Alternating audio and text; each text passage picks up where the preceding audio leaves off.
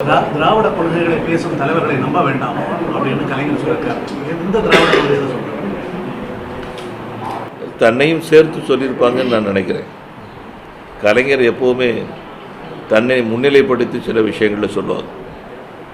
தான் சொல்லக்கூடிய வார்த்தைகளும் கூட இப்போது இருக்கக்கூடிய பல நிலைகளில் ஏற்றுக்கொள்ள முடியாத கருத்துக்கள் இருக்கக்கூடிய காரணத்தால் ஒருவேளை தமிழகத்தினுடைய நலன் கருதி, தமிழர்களுடைய நலன் கருதி அதெல்லாம் புறக்கணிக்க சொல்லியிருப்பார். அது பாராட்டுக்குரிய ஒரு விஷயம்.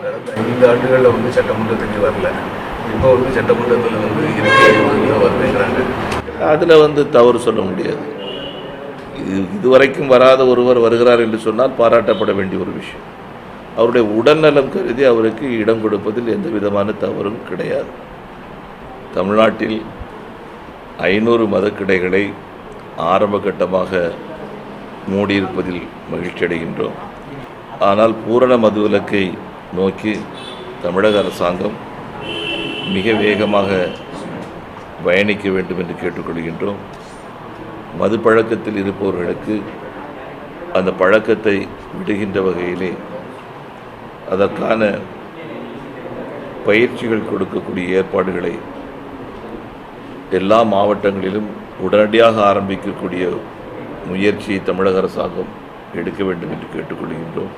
தமிழகத்திலிருந்து திருடப்பட்டு வெளியிடங்களுக்கு கடத்தப்பட இருந்த நூற்றுக்கணக்கான சிலைகள் இன்று கண்டுபிடிக்கப்பட்டிருக்கின்றன. அதனை அந்தந்த ஆலயங்களுக்கு வழங்குவதோடு கூட தமிழகத்தில் இருக்கின்ற எல்லா ஆலயங்களிலும் ஏற்கனவே இருந்த சிலைகள் அங்கேயே இருக்கின்றனவா, களவாடப்பட்டிருக்கின்றனவா, இருந்த சிலைகள் அதே சிலைகள் இருக்கின்றனவா, அதற்கு மாற்றான சிலைகளை ஏற்பாடு செய்திருக்கிறார்களா, இது போன்ற விஷயங்களை உடனடியாக ஆய்வு செய்ய வேண்டும் என்று நான் கேட்டுக்கொள்கின்றேன். கடலில் தத்தளித்து கொண்டிருந்த இலங்கை அகதிகள் அவர்களுக்கு அந்நாட்டிலே இறங்குவதற்கான அனுமதி கொடுத்திருப்பது மகிழ்ச்சி தருகின்றது.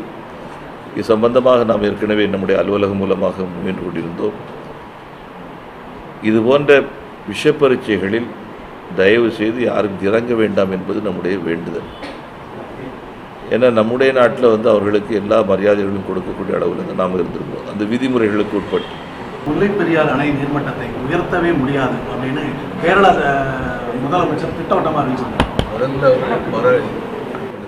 கேரள முதல்வர் அவர்கள்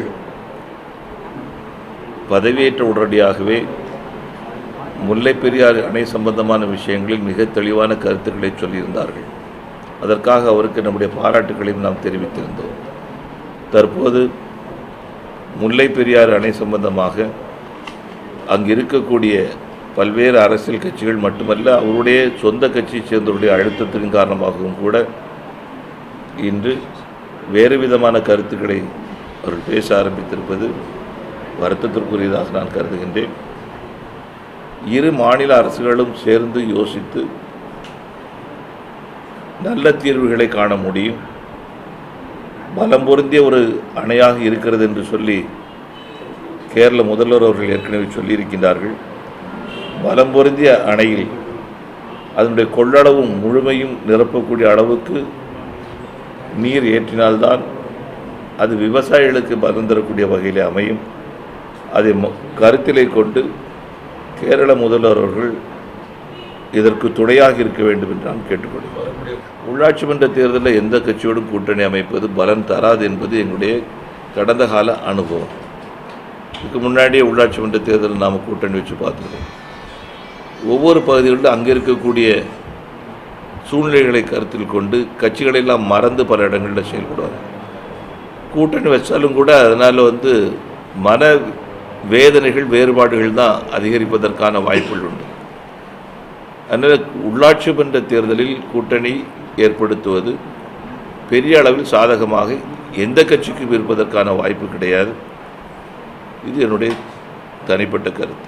கூட்டணி கட்சிகள் வந்தால் ஏற்க தயார் அப்படின்னு மாநில தலைவர் தமிழிசை சவுந்தரராஜன் அதை எப்படி பார்க்குறீங்க? அது சூழ்நிலைகளை பொறுத்து இருக்கக்கூடிய விஷயம். கச்சத்தீவில் மீன்பிடித்துக் கொண்டிருந்த ராமேஸ்வரம் மீனவர்கள் இன்னைக்கு விரட்டி அடிச்சிருக்காங்க. தொடர்ந்து இந்த கதைக்கு முற்றுப்புள்ளி. இல்லை, இந்த மீனவர் பிரச்சனைக்கு ஒரு தீர்வு காண வேண்டும் என்று சொன்னால் நம்முடைய நாட்டில் தமிழக அரசாங்கம், இலங்கையில் வடக்கு மாகாண அரசாங்கம், இந்திய அரசாங்கம், இலங்கை அரசாங்கம் 2 மாநிலங்களைச் சேர்ந்த, அங்கு வடக்கு மாகாணம், இங்கு தமிழ்நாட்டைச் சேர்ந்த மீனவ பிரதிநிதிகள், இந்த 6 தரப்பைச் சேர்ந்தவர்கள் இணைந்து ஒருத்த கருத்துக்கு வந்தால் மட்டும்தான் இந்த பிரச்சனைக்கு தீர்வு காண முடியும் என்பது என்னுடைய கருத்து. இது சம்பந்தமாக பல கூட்டங்கள் நாம் நடத்தியிருக்கிறோம், இன்னும் நடத்துவதற்கு நாம் தயாராக இருக்கிறோம். ஆனால் ஒரு கூட்டம் நடத்துவதால் அதனுடைய பலன் கொஞ்சமாவது கிடைத்தாக வேண்டும். ஏற்கனவே பல கூட்டங்கள் நாம் நடத்தி ஒரு நிலைக்கு கொண்டு நிறுத்தியிருக்கிறோம். ஆகவே இந்த பார்வையோடு கூட அணுகுமுறைகள் அமைவது சரியாக இருக்க முடியும்.